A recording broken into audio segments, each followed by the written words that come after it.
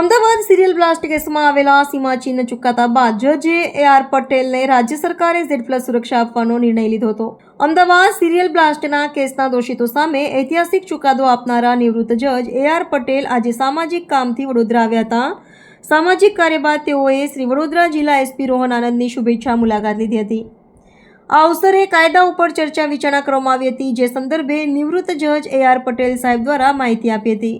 વડોદરા જિલ્લા SP રોહન આનંદ દ્વારા આ મુલાકાત સંદર્ભે જણાવ્યું હતું કે નિવૃત્ત જજ શ્રી AR પટેલ સાહેબ અત્રેની કચેરી આવ્યા હતા.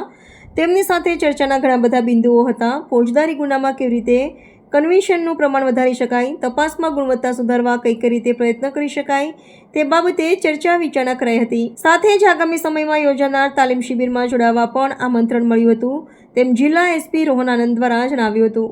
સામાજિક કામથી બરોડા મુકામે આવેલો હતો અને ત્યાં સમાજમાં એટલે કે મારા સંબંધીના ત્યાં વાસ્તુ પૂજન હતું. ત્યાં થોડી વાર હાજરી આપી અને ત્યારબાદ મારી ઈચ્છા એવી હતી કે હું આજે SP સાહેબને શુભેચ્છા મુલાકાત લઉં અને ત્યાં હાજરી આપી અને પછી અહીંયા SP સાહેબની શુભેચ્છા મુલાકાત લેવા માટે આવ્યો છે.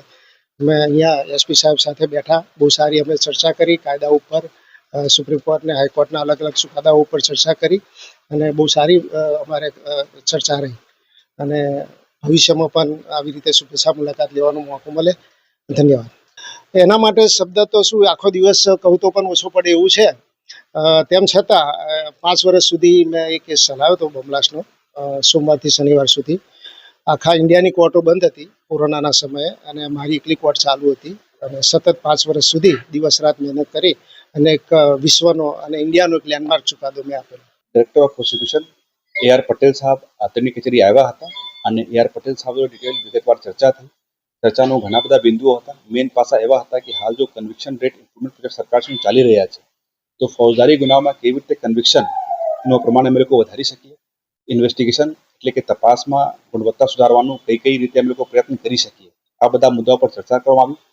અને સાથે સાથે થોડા ટાઈમ પછી ડાયરેક્ટર ઓફ પ્રોસિક્યુશન કચેરી દ્વારા બરોડામાં એક તાલીમ શિબિરનું પણ આયોજન કરવામાં આવનાર છે.